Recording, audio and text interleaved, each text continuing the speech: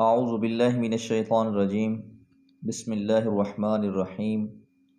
ستجدون آخرین یریدون ان یأمنوکم ویأمنوا قومہم کلما ردوا الی الفتنة ارکسوا فیہا فإن لم يعتزلوکم ویلقوا الیکم السلم ویکفوا ایدیہم فخذوہم واقتلوہم حیث ثقفتموہم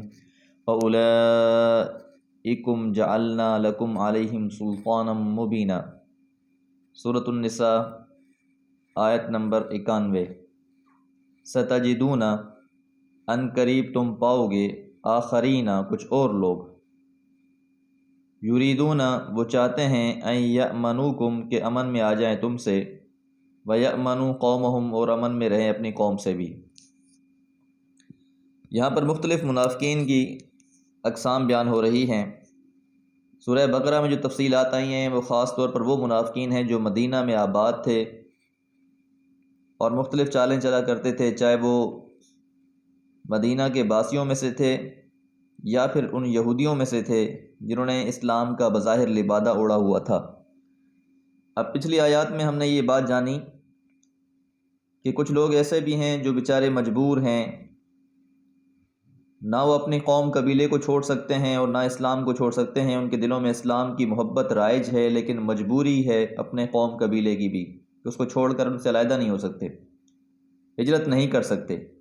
اب کہا یہی گیا کہ ٹھیک ہے، اگرچہ وہ مومن بھی ہوں تو ان کے ساتھ دلی محبت نہیں رکھی جا سکتی کیونکہ ابھی تک وہ ہجرت کر کے نہیں آئے، یہ ان کے لیے ایک بہت بڑا امتحان ہے۔ دوسری پھر یہ بھی بیان کیا گیا، دوسری قسم کہ کچھ لوگ ایسے بھی ہیں جو یہ چاہتے ہیں کہ امن رہے، صلح رہے، اور وہ مسلمانوں کے ساتھ بھی صلح رکھنا چاہتے ہیں، ان سے بھی خیر خواہی کرنا چاہتے ہیں اور اپنے قوم اور قبیلے کا بھلا بھی چاہ رہے ہوتے ہیں، تو ایسی کیفیت میں ان کو بھی امان دی جائے۔ پھر ایک اور قسم وہ بیان کر دی گئی کہ جو لوگ انہی کے ساتھ ہیں اور مسلمان ہوئے پھر اپنی قوم قبیلے کے ساتھ ہی رہتے رہے اور پھر مرتد ہو گئے تو ان کے بارے میں یہ حکم آیا تھا کہ ان کو جہاں بھی ملے انہیں قتل کر دیا جائے۔ اب یہاں ایک اور قسم ہے جنہوں نے اسلام حقیقت میں قبول کیا ہی نہیں تھا، صرف ان کا اسلام کا اظہار کرنا ایسا ہی تھا کہ مفاد دنیا کو سامنے رکھا جائے، اور اس لیے یہ فرمایا جا رہا ہے کہ ان قریب اب تم ایک ایسی قوم کو پاؤ گے کہ وہ امن چاہیں گے اپنے لیے، صرف اپنی ذات کے فائدے کے لیے یہاں امن کی بات ہو رہی ہے، وَيَأْمَنُوا قَوْمُهُمْ اور اپنی قوم سے بھی وہ فائدہ ہی چاہ رہے ہیں۔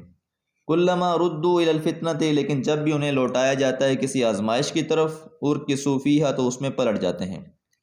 یعنی اگر اسی قوم اور قبیلے کا، ان کے اپنی قوم اور قبیلے کی اگر جنگ ہو جائے مسلمانوں کے ساتھ تو وہ یا تو بہتر تھا ان کے لیے کہ وہ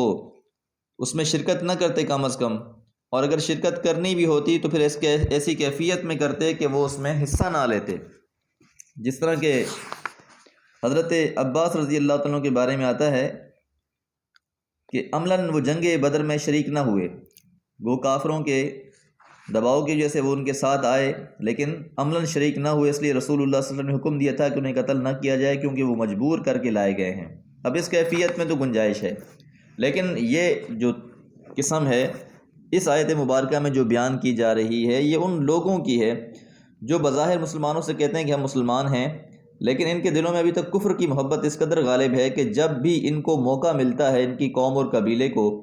تو یہ جب حملہ کرتے ہیں تو مسلمانوں کے خلاف یہ تلواریں اٹھا لیتے ہیں اور ان کو قتل کرنا شروع کر دیتے ہیں۔ اس لیے فرمایا کلما ردوا، جب بھی لوٹایا جاتا ہے الی الفتنۃ، آزمائش میں، کہ آزمائش میں جب ان کو لوٹایا جاتا ہے تو کیا ہوتا ہے کہ یہ جو جھوٹے غیر جانبداروں کی طرف اشارہ ہے کہ اسلام کا دعویٰ کر کے مسلمانوں کے خطرے سے بھی اپنے آپ کو محفوظ رکھنا چاہتے تھے اور اپنی قوم کے اندر شامل رہ کر اس سے بھی مامون رہنا چاہتے تھے، تو یہ لوگ بظاہر تو غیر جانبداری کے مدعی تھے لیکن غیر جانبداری کی محض نمائش تھی۔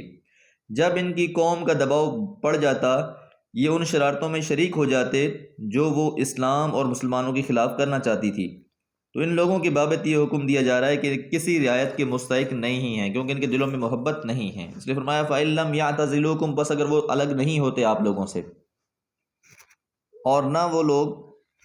وَيُلْقُوا إِلَيْكُمُ السَّلَمَ، اور نہ ہی وہ آپ لوگوں سے صلح کرنا چاہتے ہیں، نہ جنگ سے باز رہنا چاہ رہے ہیں، نہ آپ سے صلح کرنا چاہ رہے ہیں، وَيَكُفُّوا أَيْدِيَهُمْ، اور نہ ہی اپنے ہاتھوں کو آپ سے روکنا چاہ رہے ہیں، یعنی مسلمانوں پر حملہ کرنے کے لیے ایسے لوگ تیار ہیں لیکن یہی لوگ جنگ سے پہلے مسلمانوں سے اگر ملا کرتے تھے تو کہتے تھے کہ ہم لوگ اسلام لے آئے ہیں، ہم مسلمان ہیں۔ تو اب ایسے لوگوں کے بارے میں، ایسے منافقین کے بارے میں حکم دیا جا رہا ہے، فَخُذُوهُمْ، پس انہیں پکڑ لو،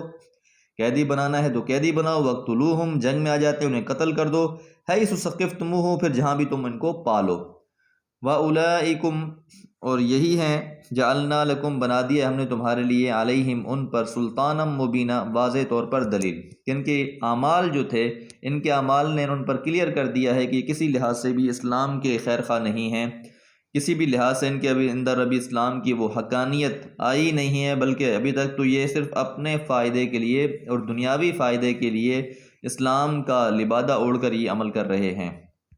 کیونکہ ان میں بھی تینوں شرائط نہیں ہیں۔ پہلی شرط تو یہ تھی کہ کم از کم یہ لوگ جنگ سے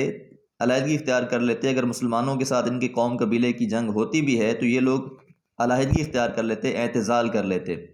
اور دوسری بات یہ ہے کہ یہ صلح کا پیغام بھیجتے کم از کم، کہ اللہ کے پیغمبر ہم اس کے ساتھ شامل نہیں ہیں، بس ہم مجبوراً اگر آ بھی گئے ہیں تو مجبوری میں آئے ہوئے ہیں، لیکن ہم ہیں آپ کے ساتھ۔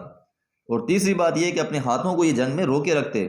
مسلمانوں کا کوئی نقصان نہ کرتے، لیکن انہوں نے ایسا نہیں کیا، بلکہ تینوں صورتوں میں نہ یہ پیچھے رہے، نہ انہوں نے کوئی امن کا پیغام دیا، بلکہ اپنے ہاتھوں کو بھی ان مسلمانوں کے خلاف استعمال کیا، لہٰذا ان کی بھی یہی سزا ہے کہ ان کے خلاف قتال کیا جائے۔ اب ان کو اس بات کی رعایت نہ دی جائے کہ انہوں نے کبھی اسلام کا اظہار کیا تھا اور کبھی یہ کہا تھا کہ ہم مسلمان ہیں۔ اللہ تعالیٰ سے دعا ہے اللہ تعالیٰ ہمیں قرآن مجید سمجھنے کی توفیق اور ہمیں خالص ایمان نصیب فرمائے۔ وما علیہ الا البلاغ۔